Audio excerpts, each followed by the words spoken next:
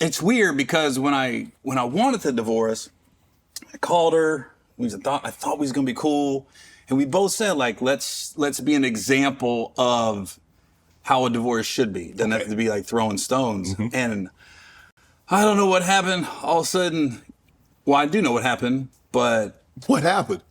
I know how it got public because I filed. Okay. And I called her. I said, look, I don't want you to be blindsided.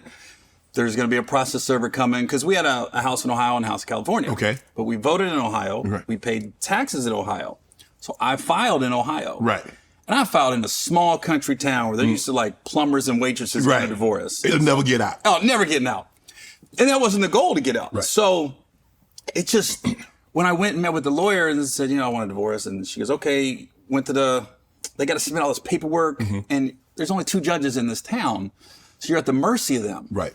So when I left, I thought I just got to not come home for a couple weeks because you got to be able to homestead and things like that. And then it took like 2 months. So I kept coming with these goofy reasons why I couldn't come home. Like, yeah, we're going to add a show on Monday and all this other stuff. And I'm going to do a podcast and everything. I'm just stalling, right? I literally come to Laura. So I'm out of excuses. I'm going to have to tell her. And the day I told her, the next day. Oh, you were stalling her because she was in Ohio. Correct? No, she was in California. She was in California. I'm in Ohio, but I'm on the road every weekend. Right. So it was during COVID. Okay. So all the comedy clubs were half full. Right. And we were adding shows on Monday, but then I was doing like Wednesday through Monday at the comedy clubs. And then finally the paperwork came in and my lawyer called me and says, they're on the way to go serve her. And I went, oh.